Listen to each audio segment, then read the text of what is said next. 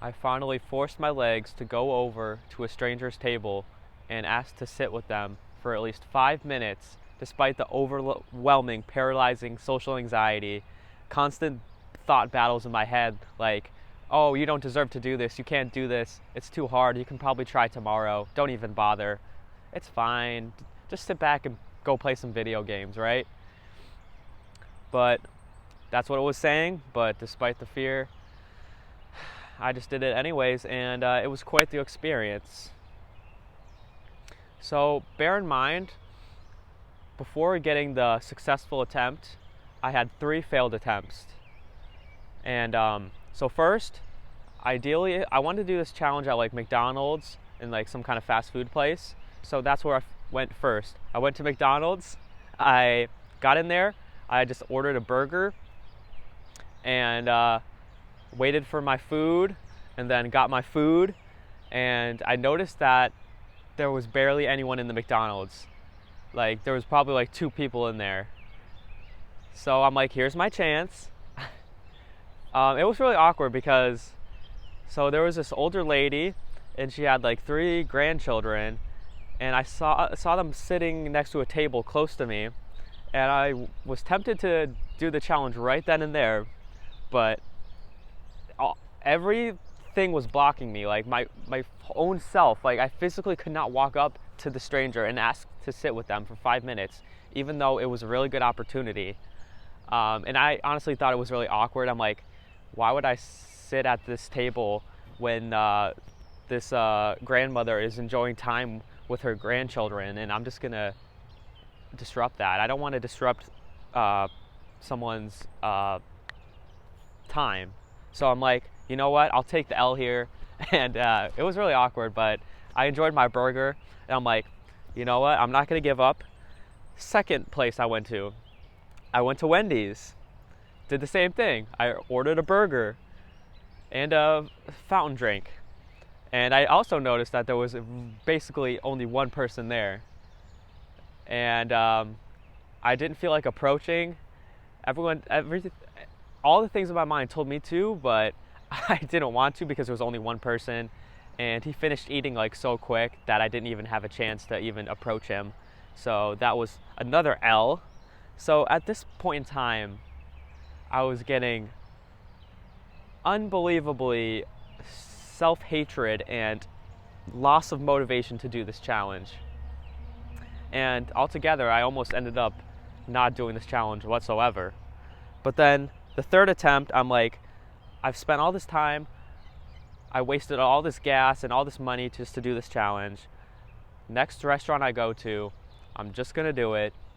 All right, no questions asked.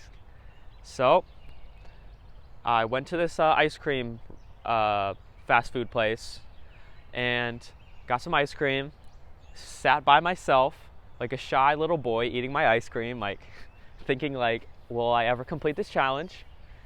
And I was lingering there for about 15 minutes, and I'm like, it's time to approach now.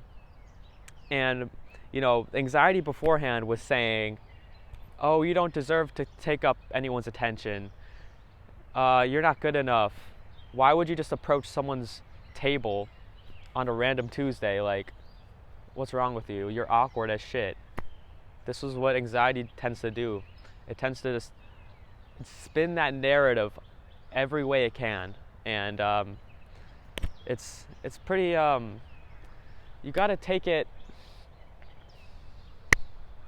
you gotta learn to just learn to understand anxiety's, oh bro, I cannot speak, bro. Learn to understand anxiety's lies.